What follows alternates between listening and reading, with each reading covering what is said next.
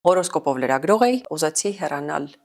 իմ նախկին աշխատանքից եւ տեղափոխվել երիտասարդական ոլորտ։ Մենք ասում ենք երիտասարդները մեր ապագան են, բայց երիտասարդները իրականում մեր ներկան են։ Սկզբում, երբ նոր էիք սկսում աշխատել, երիտասարդների հնարավորություններն այլ էին, այժմ բնականաբար այլ է։ Բոլոր տեսակի նորամուծությունները չեն, որ կարելի են կարող ենք այսպես վերցնել ու ադապտացնել տվյալ միջավայրին։ Դու քեզ որպես հնարավորություններ ստեղծող համարում ես։ Հաշվի պիտի առնենք երիտասարդների ամենօրյա ռեժիմում փոխվող կարիքները։ Գալիս է մի կետ, որ իրենք էլ են սկսում երկմտել անել, թե չանել։ Գյումրիում իրականում հնարավորությունները շատ են։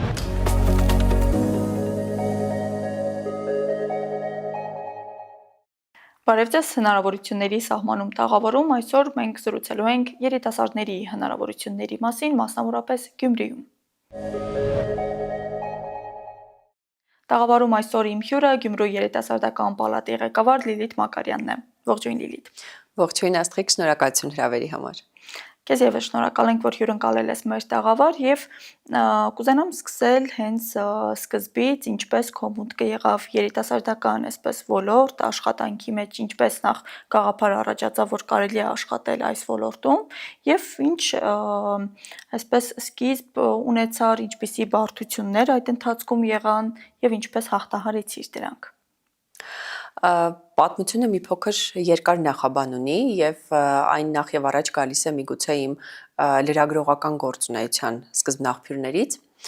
որից հետո ես հնարավորություն ունեցա որոշակի ժամանակահատվածում աշխատել նաև թիմ մարմիններում եւ այդ ամբողջ ընթացքում փորձում էի հասկանալ, թե ինչպես կարելի է գտնել քո երազանքի աշխատանքը։ Ես էլ էի փնտրտուքների մեջ, երազանքի աշխատանք ասելով, ես ուզում էի ստեղծագործական մեծ տարածք, բայց այդ ստեղծագործական տարածքի հնարավորությունները պիտի բացառապես ծառայեին որոշակի սոցիալական շերտերի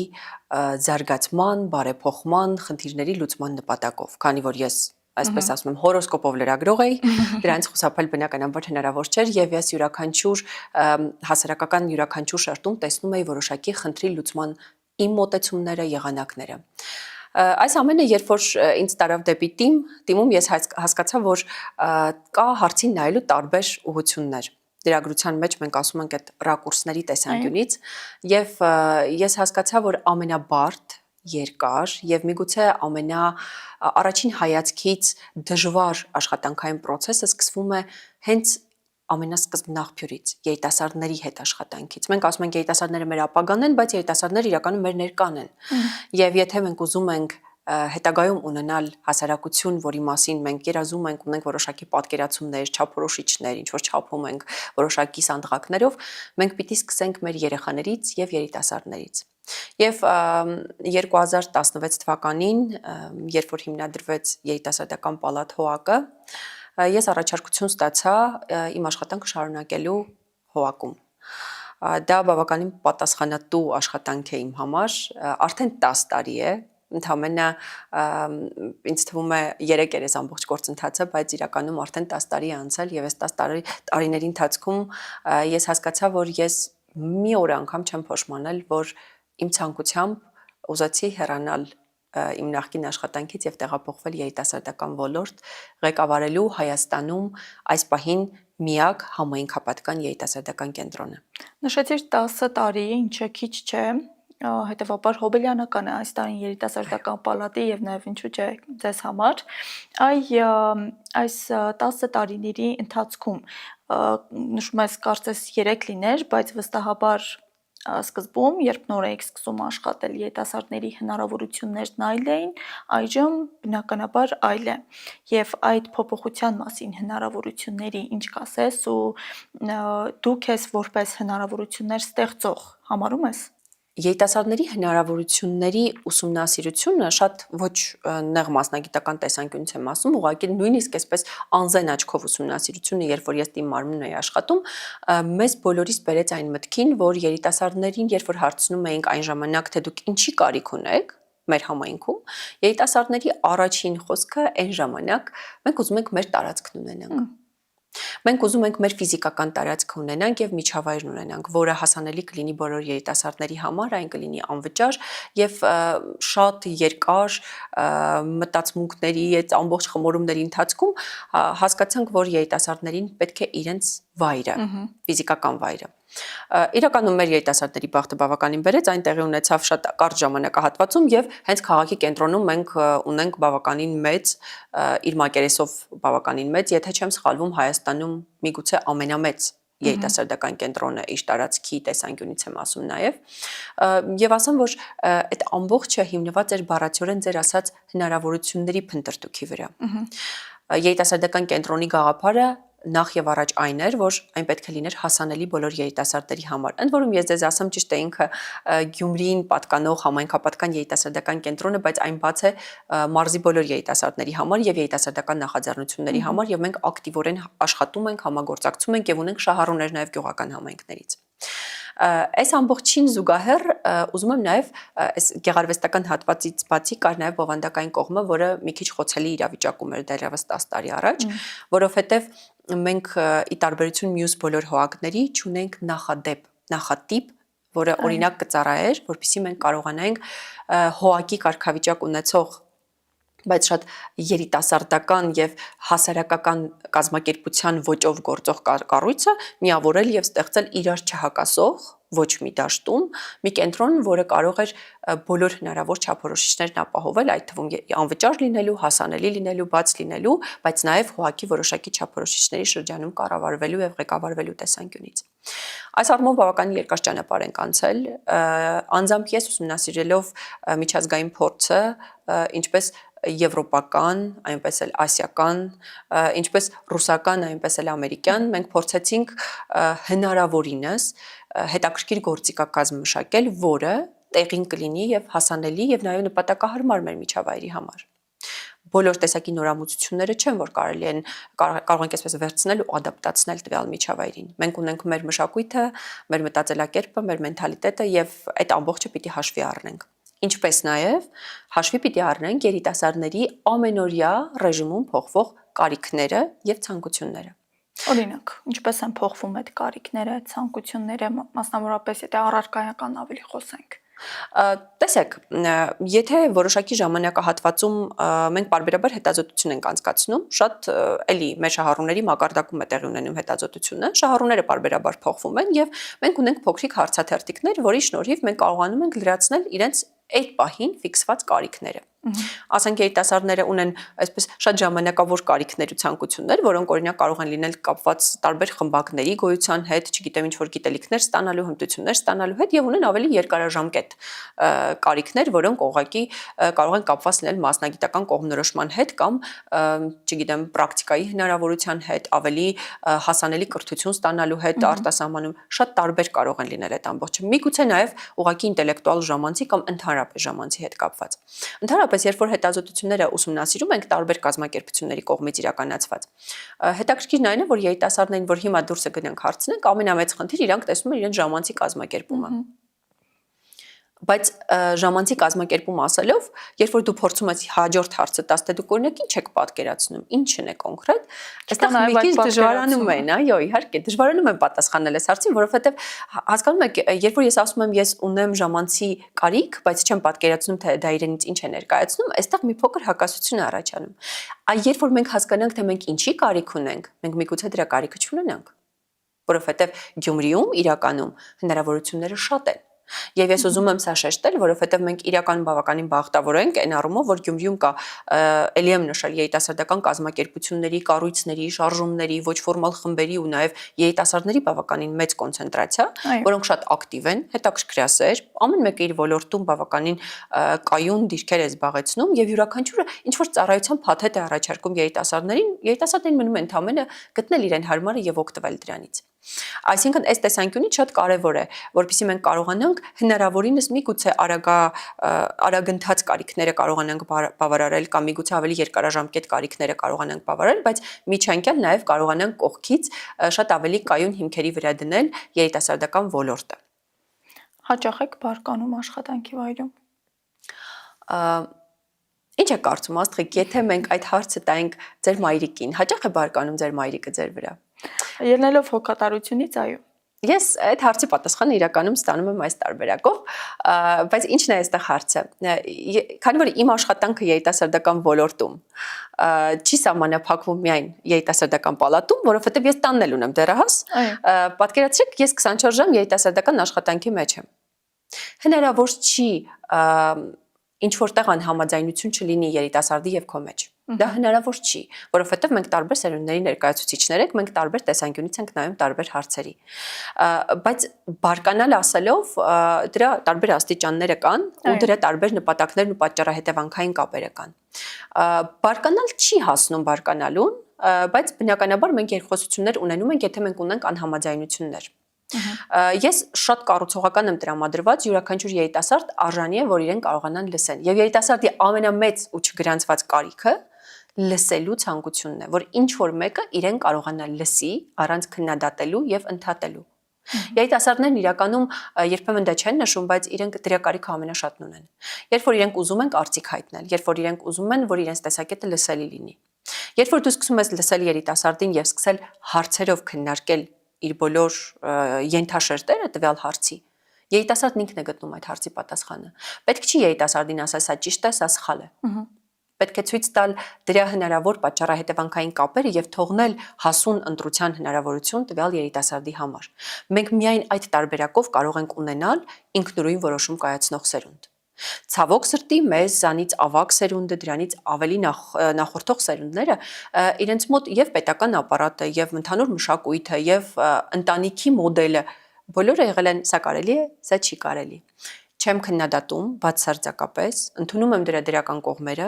բայց մենք պիտի խոստովանենք, որ մեր երիտասարդությունը ու նաև մեր կյանքը փոխվել են եւ մենք գնում ենք ավելի երկխոսության տարբերակով եւ պիտի կարողանանք ընդունել, որ երբեմն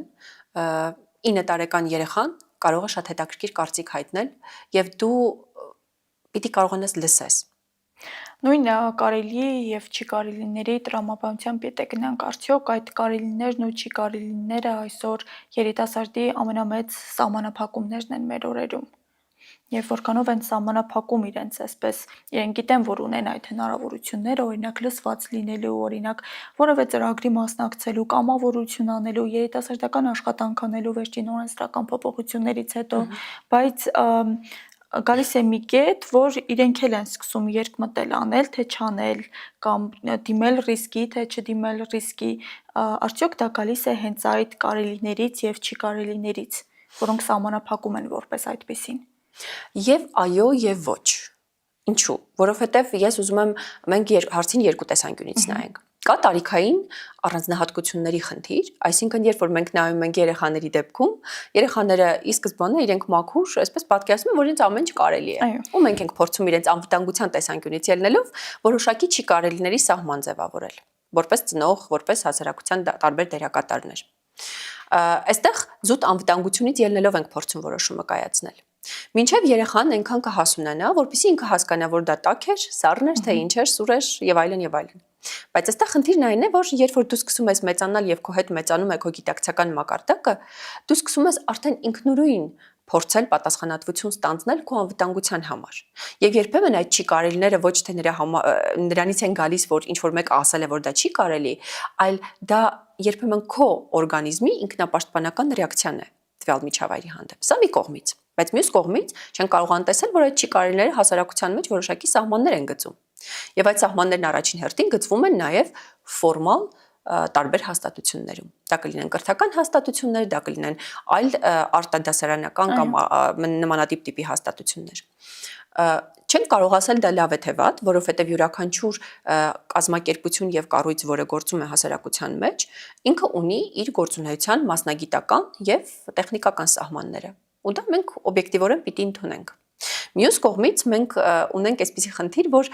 տեսեք, հասարակ օրինակ եմ բերում,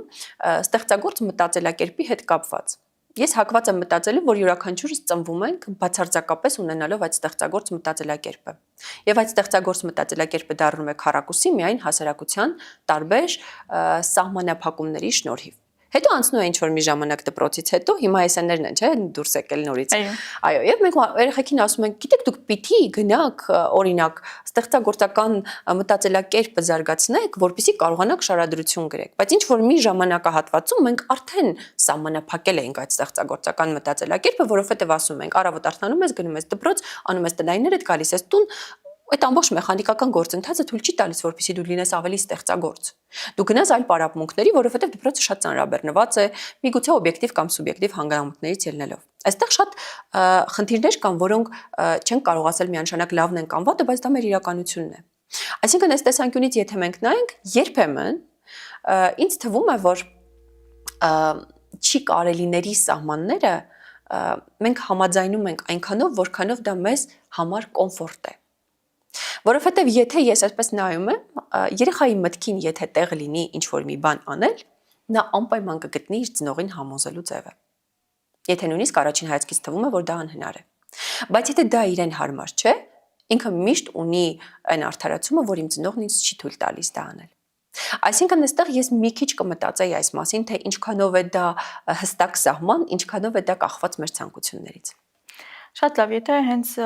քո փորձի մասին խոսենք, այ ինչ սահմանափակումներ ես դու հաղթահարել եւ արդյոք այդ սահմանափակումները, որոնք դու օրինակ 10 տարի առաջ հաղթահարել ես, այսօր եւս արդիական են։ Ես կարծում եմ, որ իմ մոտ տրանսֆորմացիան տեղի ունեցավ մի փոքր ելնելով այն բանից, որ ես ունեցա սեփական երեխաներ եւ երեխաներիս օրինակի վրա սկսեցի ուսումնասիրել ոչ միայն իրենց, այլ նաեւ ինձ։ Սա շատ կարևոր տրանսֆորմացիա է կնոջ կյանքում, երբ որ դու սկսում ես մի կողմից էլ երբ որ երիտաշխատող ես, այդտեղ մի քիչ ավելի խորն ես սկսում նայել այս հարցին։ Ես իմ անձի տեսանկյունից կարող եմ ասել հետեւյալը. կար մի ընթացք իմ կյանքի մեջ, բավականին մեծ ընթացք այս պահի դրությամբ, երբ որ ես հստակ գիտեի, թե ես ինչ էի ուզում։ Ու ինձ թվում էր, որ դա այն չափորոշիչն է հստակ, թե ես ինչքանով եմ ինքնակրթված կամ ինքնազարգացած կամ միգուցե իրավագիտակից անձնավորություն։ Բայց իմ մոտ ճակատագրորեն փոխվեց ինչ-որ ընթացքից իրավիճակը եւ ես հասկացա, որ այդ չափորոշիչը դա այդքան էլ դա չէ, եւ ինձ համար ամենակարևորը այն է, որ ես հասկանամ, թե ես ինչ չեմ ուզում այս կյանքում։ Հիմա իմ կյանքում այս կյանքիս այս փուլում ես հասկանում եմ, որ կան ավելի հստակ սահմաններ, թե ես ինչ չեմ ուզում։ Եվ նույն ազատության զգացողությունը եւ ըմբռնումն ու ընկալումը երիտասարդների մոտ սկզբից գալիս է նրանից, որ իրենք միշտ գիտեն իրենք ինչ են ուզում, ինչքան են ուզում այդ ազատությունը։ Բայց ազատության մեջ ամենակարևոր բանը այն է, թե ինչքանով ես դու պատրաստ այդ ազատությունը ինքդ քո համար սահմանափակելու եւ գծելու այդ սահմանները։ Եվ հիմա իմ կյանքում այնպիսի փուլ է, որ ես զգում եմ, որ ամենակարևոր բանը հասկանալ, թե դու ինչ չես ուզում, ինչպես չես ուզում քեզ հետ խոսեն, ինչպիսի պայմաններ չես ուզում քո աշխատանքի վայրում,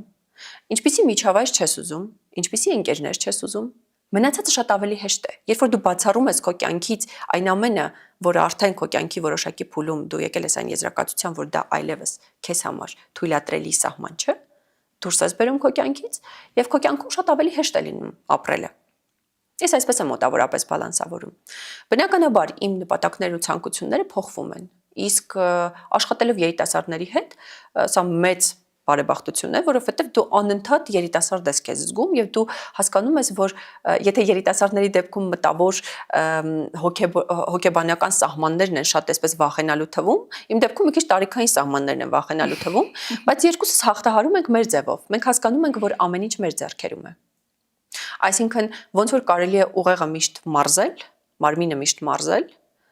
նմանատիպ տարբերակով կարելի է մարզել նաև քո ցանկություններն ու նպատակները։ Եվ որևէ սահմաններ արհեստական, որը հասարակությունը ստեղծում է ելնելով տարիքից, սեռից, չգիտեմ, աշխարհագրական վայրից, ազգային պատկանելիությունից կամ մնացած բոլոր հանգամանքներից, որով մենք հասարակությունը այս այն մասի ենք բաժանում, դա չի կարող ազդել որպես մարդ քո կերպարի զարգացման կամ առաջ գնալու վրա։ Անվերջ կարելի է լսել ինչքան այսպես մանրակրկիտ ու սիրուն եք խոսում ընդհանուր այս թե անցած ուղու, թե երիտասարդական այսպես աշխատանքի վերաբերյալ, բայց մեր ժամանակն է քիչ։ Ցավոք մենք պետք է փորձենք ամփոփել եւ երևի թե ամենակարևորը փորձենք հստակեցնել, արդյոք Գյումրիում այսօր երիտասարդները ունեն հնարավորություններ իրենց ցանկությունների շրջանակում այսպես մտածելու, մտորելու, նաև ինչ-որ ծրագրեր իրականացնելու եւ արդյոք նաև ունեն այն հնարավորությունը, որ ապրելով Գյումրիում, Շիրակի մարզում կարողանան ինչ-որ գործունեություն ծավալել կրթական, աշխատանքային եւ այլն, Հայաստանից դուրս նաև արտասահմանում։ Հիմա շատ են ձգտում օրինակ եվրոպական երկրներ։ Ես ուզում եմ ասել եւ երիտասարդների մասով, եւ նախկին երիտասարդների եւ ապագա երիտասարդների մասով, բոլորի մասով եմ ուզում ասել։ Բոլորն ունեն այդ հնարավորությունները։ Բոլորն ունեն մեծ հնարավորություններ իրենց կյանքում փոփոխություններ իրականացնելու։ Այո, մենք կարող ենք անverջ խոսել, թե ինչքան բան մեզ դուր չի գալիս մեր քաղաքում, երկրում, մեր մոլորակում, միգուցե մեր տիեզերքում, չգիտեմ, տարբեր մակարդակներում, ինչքան բան մեզ դուր չի գալիս։ Բայց երբ որ մենք սկսենք կիրառել հակառակ մոտեցումը, թե ինչքան բան է մեզ դուր գալիս այստեղ, միգուցե մեր կյանքը շատ ավելի երջանիկ թվա մեզ համար։ Այստեղ մոտեցումների խնդիր է ավելի շատ։ Եվ հետաքրքիրն այն է, որ յուրաքանչյուր երիտասարդ, ես հասկանում եմ, որ իրենք անհամբեր են, իրենց տեսակով, իրենց տարիքային առանձնահատկություններից ելնելով, բայց ես կարող եմ ասել, որ յուրաքանչյուր երիտասարդ ունի հսկայական պոտենցիալ եւ հսկայական ռեսուրսներ իր շուրջը։ Եվ այստեղ յուրաքանչյուրիս պարտքն է, որպես մեծահասակ ավելի, իրենց այնպես անել, որ իրենք երբևէ թևաթափ չլինեն, որովհետեւ ճանապարհի կեսից հետ կանգնելը դա ամենահեշտ տարբերակն է։ Շնորհակալություն։ Իսկ ես մեր հեռուստադիտողներին եւ հետևորդներին հիշեցնեմ, որ տաղավարում մենք զրուցում էինք Գյումրու երիտասարդական պալատի ղեկավար Լիլիթ Մակարյանի հետ, մնացեք մեզ հետ, կհանդիպենք։